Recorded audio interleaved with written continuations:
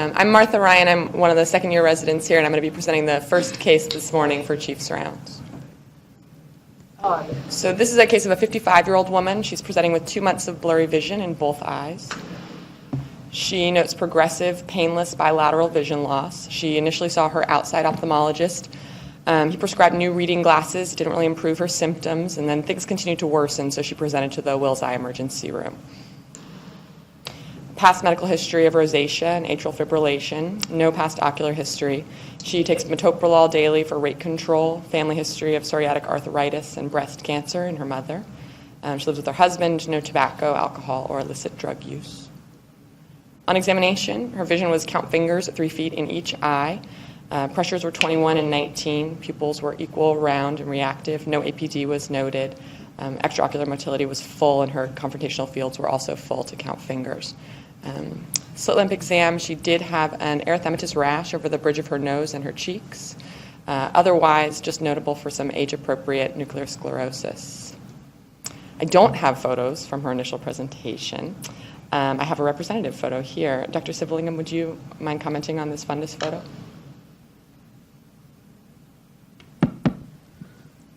So fundus photo of the right eye. The optic nerve actually looks pretty healthy. There's no swelling around it. The vasculature looks normal also.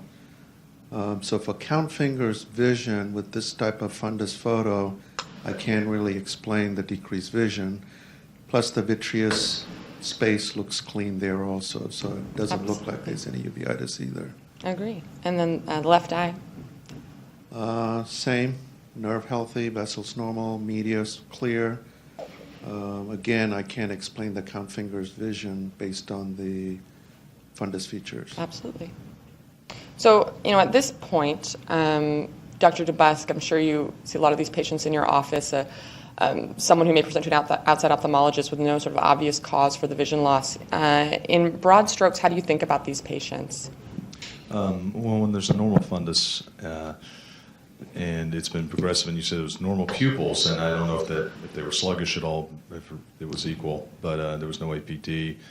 I mean, working backwards, you could think there was possibly some sort of bilateral retrobulbar inflammatory compressive process, but less likely, I think, given how normal everything looks so far. But I'm really concerned about possibly some form of postgeniculate pathology like cortical blindness or occipital pathology. Or possibly a functional vision loss. Absolutely. And that's something that comes up a lot for us in the emergency room, so obviously a very broad differential with a lot more testing to do. I think with the relatively normal pupils, you got to also think about something that could be a rapidly progressing retinopathy, like autoimmune retinopathy. Absolutely. You mean like CAR? Yeah. So. Or AIR, the autoimmune retinopathy that's not associated with cancer. Certainly. So a very broad differential. At this point in the emergency room, we do have a lot more testing to do, but I did want to briefly touch on non-organic or functional vision loss, which was something that we did discuss for this patient and discuss for patients from time to time, and always proves very challenging for the residents. In looking through the literature, I did come across this report out of the neuro-ophthalmology department at Emory.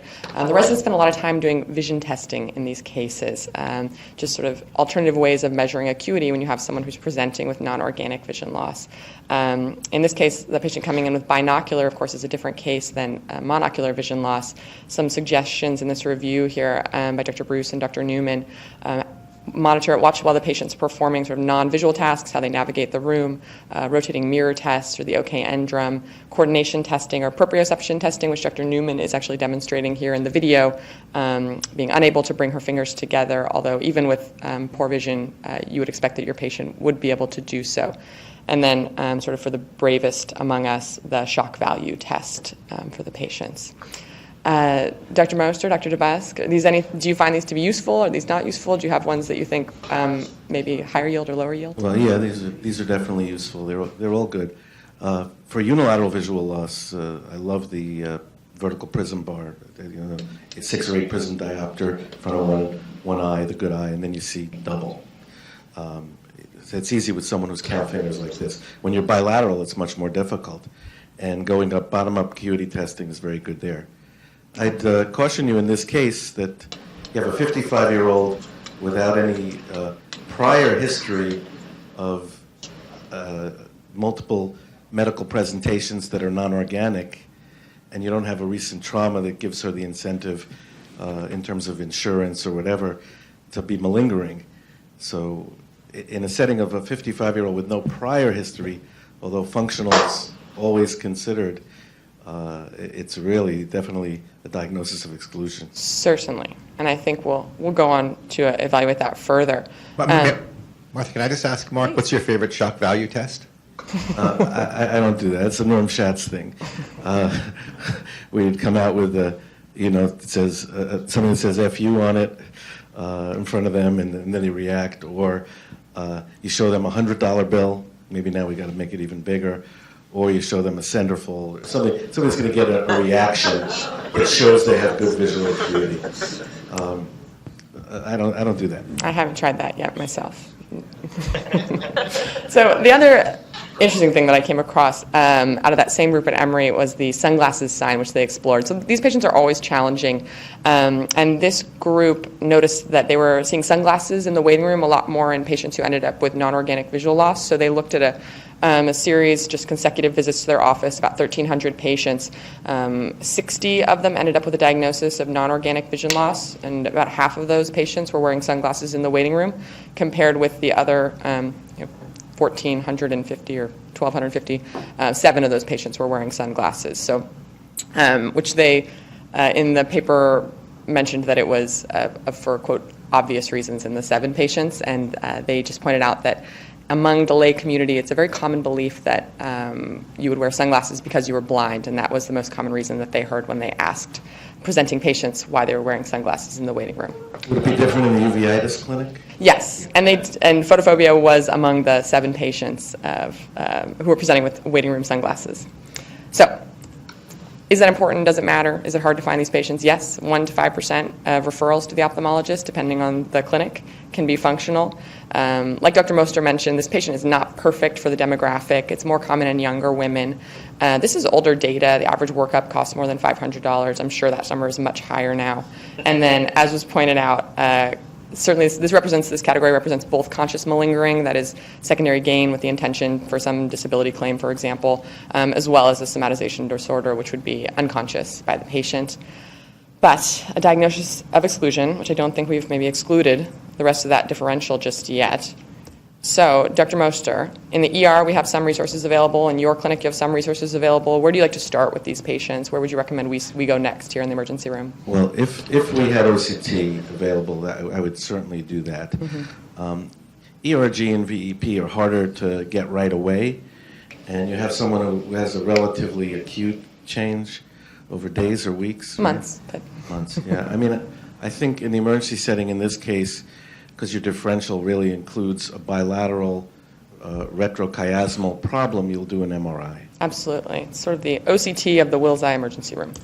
So we did proceed with the MRI. Dr. Moster, would you mind commenting on the cuts I have here? Okay, so these are T1 weighted, T2 weighted, no, these are FLAIR actually, right? Yeah, these are FLAIR. It's images. post-contrast. So they're FLAIR images, T2 weighted FLAIR actually, which show multiple areas of increased signal. There's right there, and right there, and right over there, and there, and there. Absolutely. And so you don't see any mass effect, and we don't know if they enhance, do we?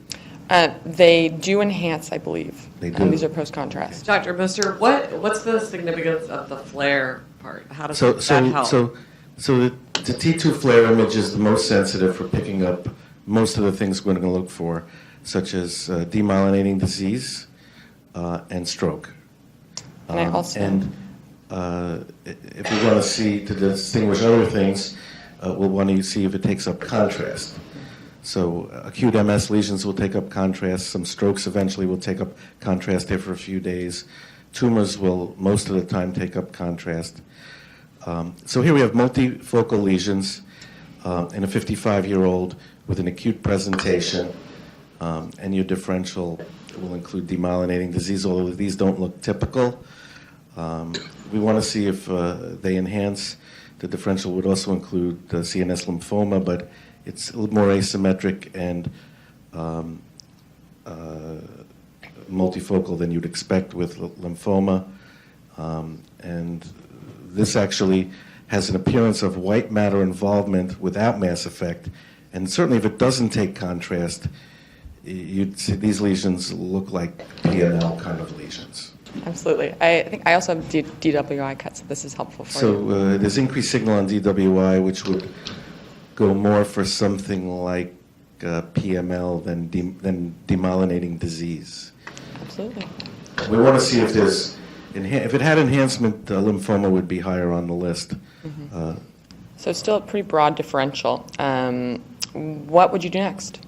Yeah, so when you look at this differential, PML is what those lesions do look like, mostly because they're large.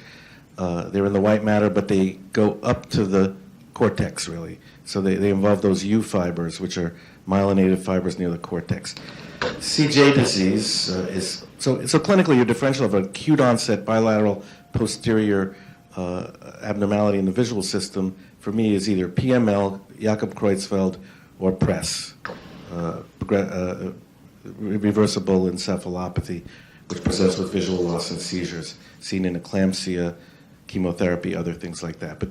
But the MRI here looks very different than Creutzfeldt-Jakob disease, which would give you a thin rim of increased signal on the cortex itself on the DWI image, different than this lesion that you had. Of course, stroke is always in the differential. This doesn't look like it. Those are not really vascular territories. You always have sarcoid on your list. MS is on the list, but those lesions are a little too big. You might include ADEM on the list, acute disseminated encephalomyelitis. Vasculitis is always on the list. I think that MRI didn't look like it. And lymphoma is still on your list. Next step would probably be an LP. Oh, I think that's a great idea. And you're going to look for you're going to look for oligoclonal bands, but in this case, you're going to look for a PCR for the JC virus for PML. So yeah, we did send a full meningitis panel, 2 columns, which was negative, apart from that JC virus PCR that you mentioned. So what would your next step be after that? We've made the diagnosis. Where do we go from here? So you've got to figure out, why does this person have PML? I mean, to get PML, you either have HIV, or you've been on immunosuppression, or you have lymphoma. You've got to have an underlying immunosuppression, because most of us carry the JC virus in our body asymptomatically. And it's when you get immunosuppressed, like with medications for MS or HIV, that you get this. So first of all, you sort out, does she have any medication that can do this? I don't think we saw that. And then you're looking for HIV or other, or lymphoma. Absolutely. So we felt the same. And she underwent some extensive serum testing and did have a positive serum HIV test. We subsequently sent CD4 counts, which came back as 81, so severely immunocompromised with a significant viral load as well. So this does look consistent with PML, like Dr. Moster touched on. Just a couple words about this. As the name would suggest, it's progressive, multifocal, and involves the white matter.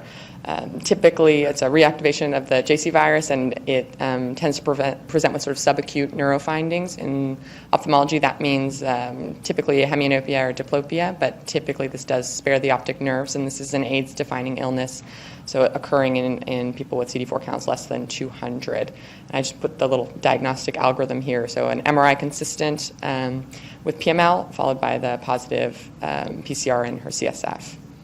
So is there a treatment for this? Well, first, it's a very severe disease with significant mortality. Without antiretroviral therapy, a 50% mortality within 1 year, compared to 10% with antiretroviral therapy.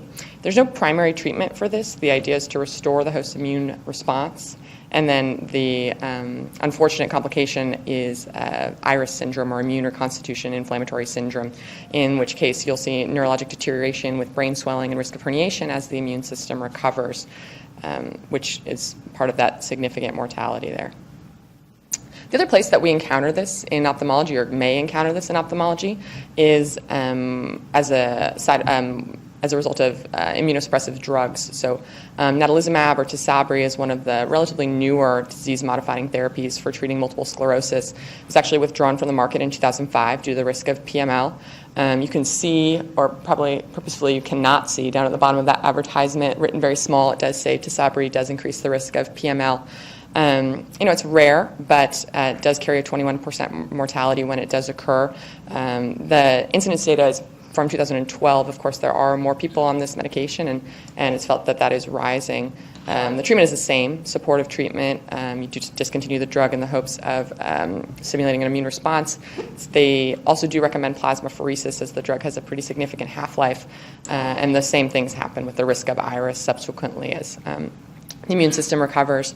Dr. DeBusk, Dr. Moster, do you have patients who are on Tisabri? Do you counsel them about this? Is this something you've seen?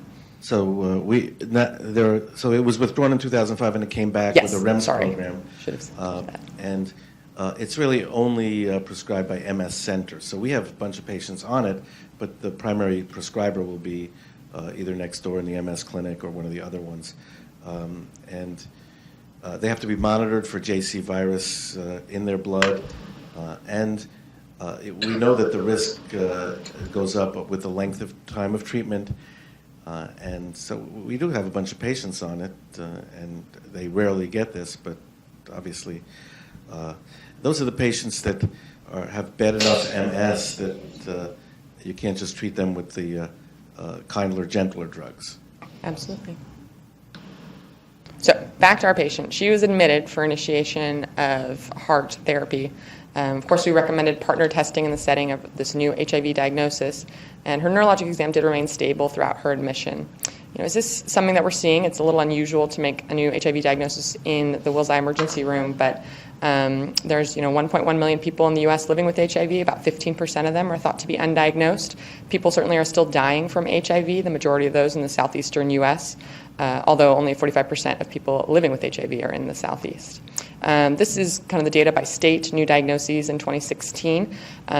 You'll see Pennsylvania come in hot at number 9, followed by New Jersey at number 10.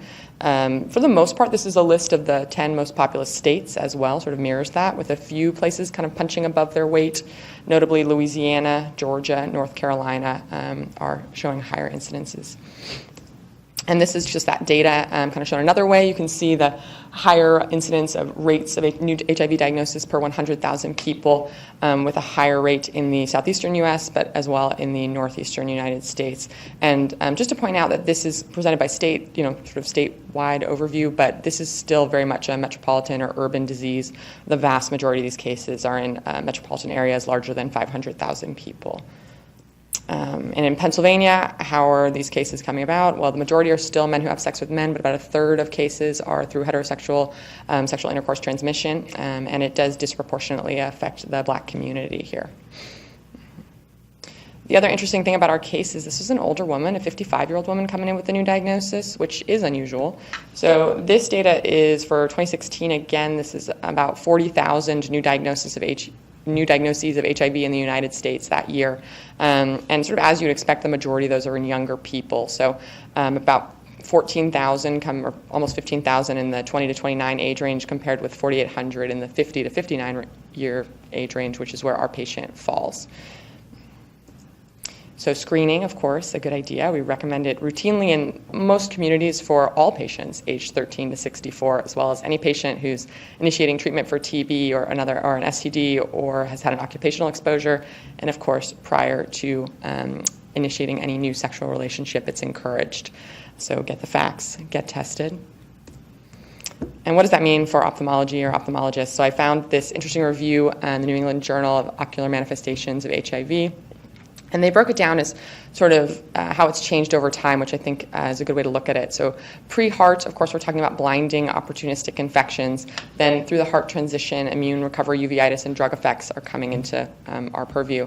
And then now, chronic conditions are more commonly what we're dealing with. So these patients are now having higher rates of diabetes or cardiovascular disease than you would expect for their age as they're on therapy. Dr. Dunn, do you think this is a fair way to think about the ocular manifestations of HIV? Are you still seeing opportunistic infections in your clinic? We do. I tend to see more things like CMV retinitis now, at least relatively more transplant patients rather than HIV-infected patients. But some of that is referral patterns. But yeah, I think if you think of it according to the severity of the immunosuppression, it'll help you with your differential diagnosis. Absolutely. It's worth noting that not just for HIV, but for all sexually transmitted diseases, in an era of social media dating, it's more difficult to track some of these conditions because people don't know who they're having sex with. It's all that stands, and the kind of widespread awareness that post-exposure prophylaxis, or PEP, kind of protects you from the risk of HIV. There's been a much more cavalier attitude among younger patients in particular, but older patients who are going out in the dating scene perhaps for the first time in quite a while aren't aware of these potential problems in many cases. Wait, so for post-exposure prophylaxis, is that expensive? I don't know the answer to that. Yeah, I don't know the cost. It's not that much. How about the increased rate of age-related macular degeneration that's been suggested in people? Well, there's a lot of living- interesting data that's still being looked at in long-term studies on cardiovascular risk and things like that. As you mentioned in that bottom bullet there, patients with HIV disease who are on HART have essentially an accelerated aging process. Yeah. Absolutely. Great points. Thank you. So what specialties are concerned with this? I mean, the short answer is all of them, of course, front to back. There are ocular manifestations that are a result of HIV that really touch every specialty. And they put that together kind of nicely with a graphic for us here showing numerous findings here. Let's see. Start at panel A in the top right. So coming in with zoster, ophthalmicus there with the rash seen. And then in B, we have Kaposi's sarcoma. Back up to the top of the column, there's this microvasculopathy at the limbus associated with HIV. Panel E is showing a pseudodendrite in the setting of VZV keratitis. And then panel F is supposed to show a kind of a slit beam photograph of SPK in the setting of microsporidiosis-associated keratoconjunctivitis. At the top in the middle, panel G is showing HIV-associated retinopathy with cotton wool spots. This is the most common association that we see in patients with HIV. Moving down, it's CMV retinitis, as Dr. Dunn mentioned, and then moving further down, progressive outer retinal necrosis, and then back up in the corner there on the left, toxoplasmosis, and below that, choroiditis associated with pneumocystis, and then finally, we have papilledema in the setting of cryptococcal meningitis. So really all structures affected or could be affected in this case. So what do we do? How are we screening these patients? So this is older data. They're recommending, the CDC is recommending dilated examination at the time of the new diagnosis, as well as every 6 to 12 months for patients with a CD4 count less than 50. There's not a lot of data to support this. It's just sort of expert opinion. Dr. Dunn, is this how you would recommend following someone? Are you getting referrals from infectious disease doctors? Or The referral patterns are different here from when I was at Wilmer, so I see a lot fewer HIV-infected patients. But that's still the protocol that I tend to follow. A lot depends, of course, on whether they're on HART or not. Absolutely. And as I said, mostly expert opinion. I did come across one interesting report out of Japan. This group looked at 1,500 or so patients, HIV positive with a CD4 count less than 200 at an HIV treatment center, and performed dilated exams on all of them. And they found a decent amount of pathology. So their recommendation is screening in a research-rich setting, which Philadelphia would count as, for any patients with CD4 count less than 200. And as I mentioned before, the most common finding there was HIV retinopathy, but they did find asymptomatic cases of CMV retinitis, which I thought was interesting as well. So perhaps a good idea to screen a little bit more aggressively there. So in summary, this is the case of a 55-year-old woman presenting with progressive vision loss over 2 months, a normal ophthalmologic exam, and then white matter lesions on her MRI consistent with PML, which led to a new HIV diagnosis. She was admitted for initialization of her HART therapy and then discharged with a stable examination. She followed up most recently a couple of weeks ago with new progression on her MRI. At this time, the patient and family are discussing palliative care. So still a really devastating condition and a lot more room to go there. My references and, of course, special thanks. Thank you.